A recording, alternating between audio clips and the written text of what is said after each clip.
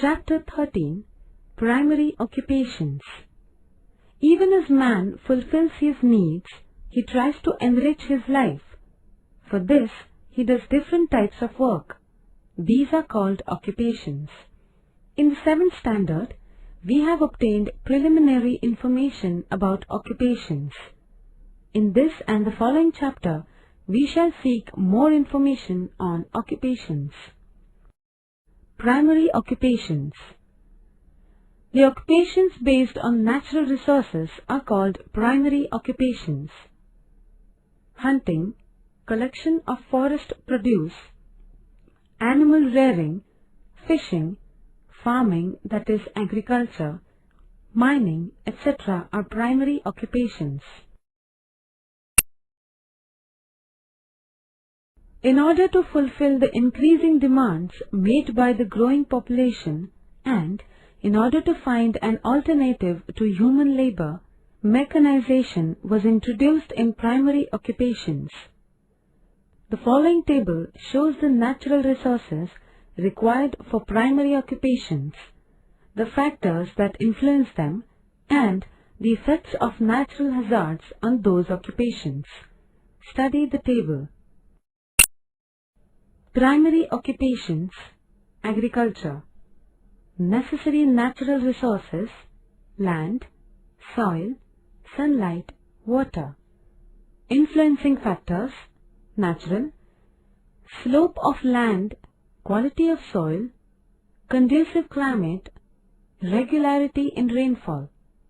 Man-made: seeds, organic and chemical fertilizers, pesticides, implements, irrigation facilities. Natural hazards and effects: storms, excessive rains, floods, soil erosion, loss of crops, famine, locust attack, fungal pest attack, loss of crops. Primary occupations. Animal husbandry. Necessary natural resources: land, vegetation, animals, water, sunlight. Influencing factors: natural, availability of fodder crops, vegetation, conducive climate. Man-made: different breeds of animals, veterinary facilities. Natural hazards and effects: floods, heat or cold waves, famine, epidemics, loss of animal life. Primary occupations. Fishing. Necessary natural resources: marine flora, water, aquatic biodiversity. Influencing factors: natural, extensive continental shelves, confluence of hot and cold currents, growth of planktons. Man-made: fishing boats, fishing nets, cold storages, processing centers. Natural hazards and effects: cyclones, tsunami waves, loss of life and property. Primary occupations. Mining. Necessary natural resources: minerals. Influencing factors: natural, concentration and quality of minerals, physical setting. Man-made: technology, machinery, transport facilities, labor, capital. Natural hazards and effects: accidents due to seepage of groundwater and collapse of ceiling, fire, loss of life and property, closure of mines, unemployment. Agriculture.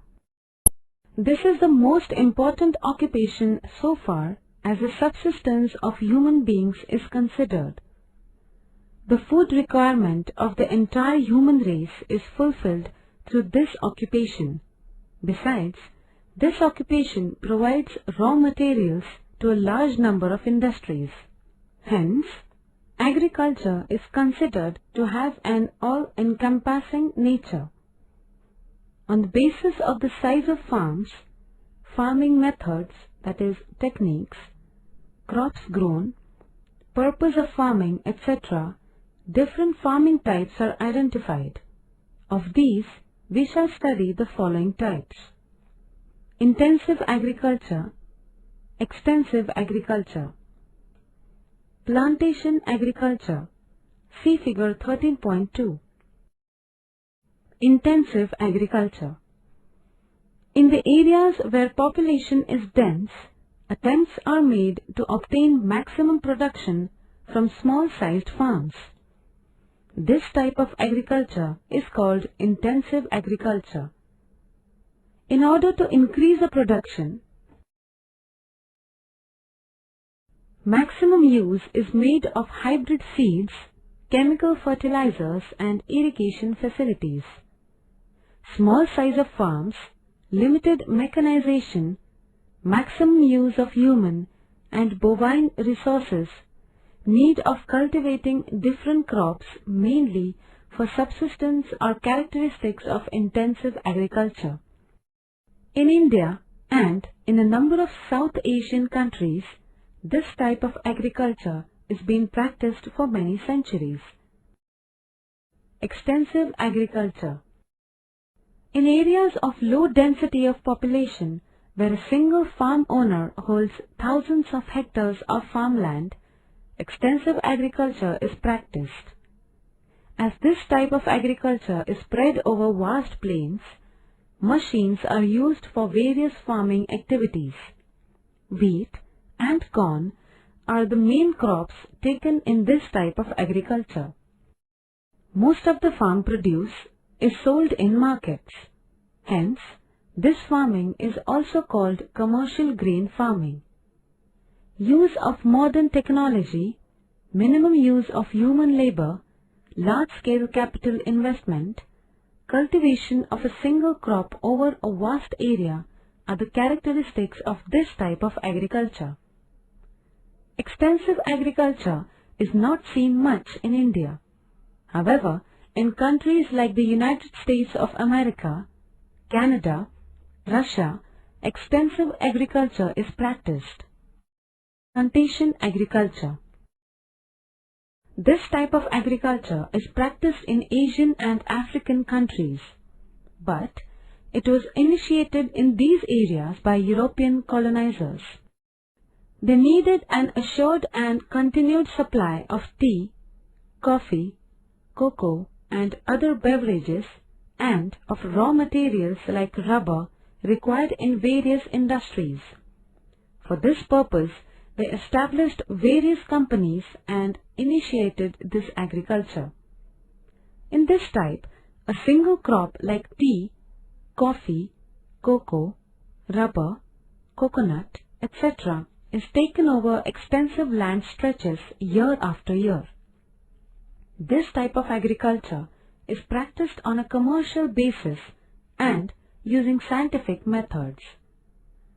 Large sizes of farms, requirement of skilled and unskilled labor, high order capital requirement are the characteristics of plantation agriculture.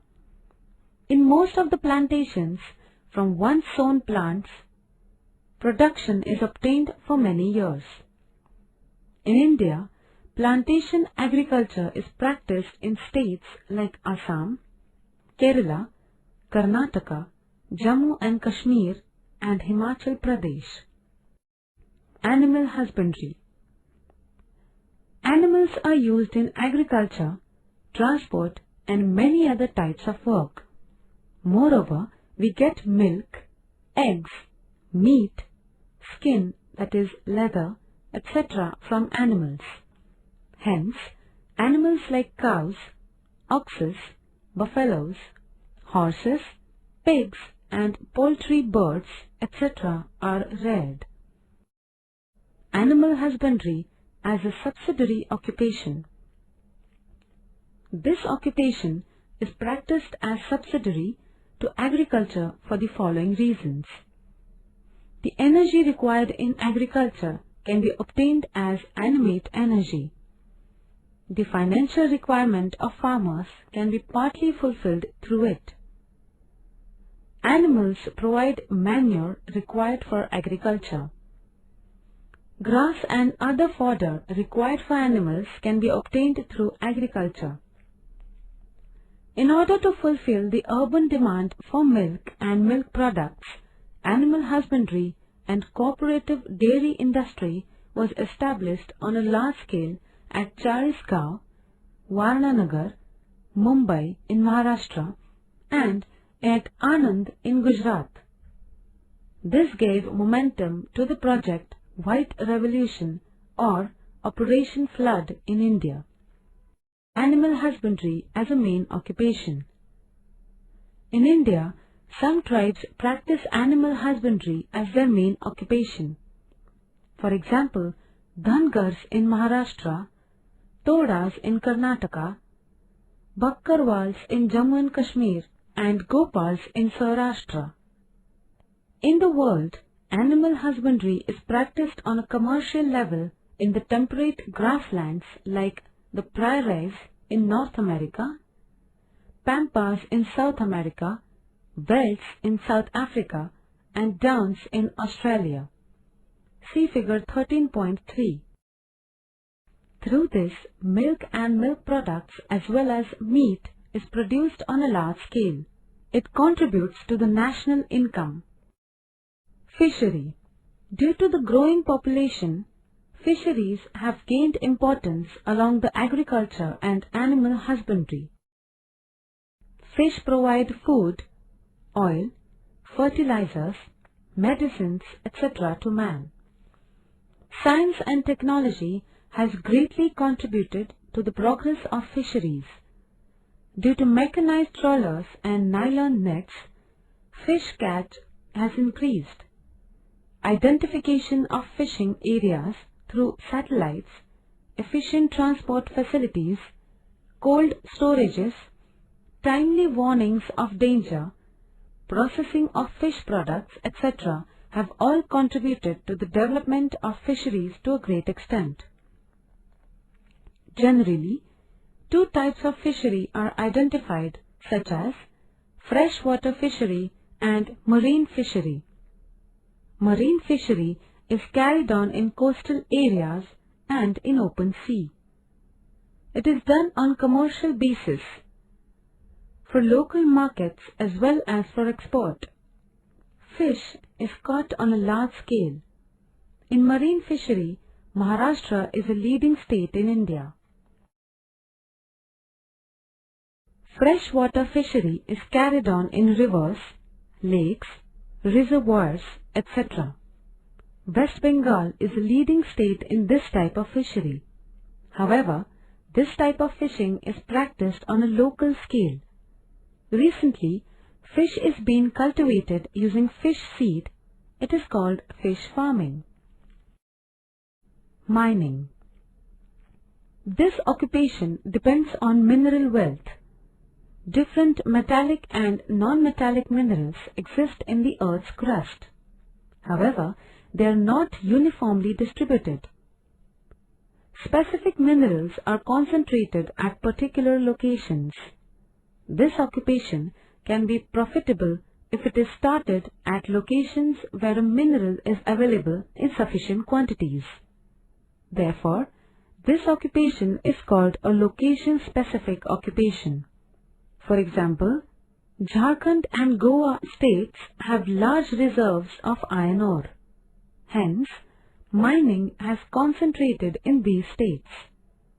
For mining occupation, besides the availability of the mineral, labor, capital and transport facilities are essential.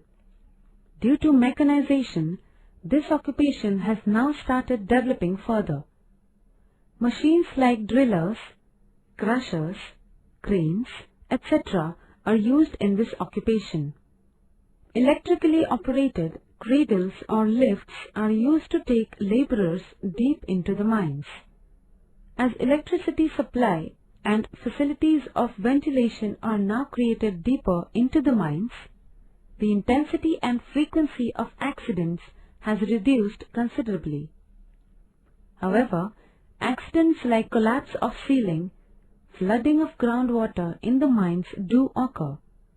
Therefore, this is considered to be an accident-prone occupation. Ill effects of mining on the environment. Extraction of minerals using machines can lead to terrible noise pollution. During this work, huge amounts of dust get mixed in the surrounding air, leading to air pollution. Once the mineral store is exhausted, the mining areas become totally deserted and such regions cannot be reused. For example, gold mines at Kolar in Karnataka.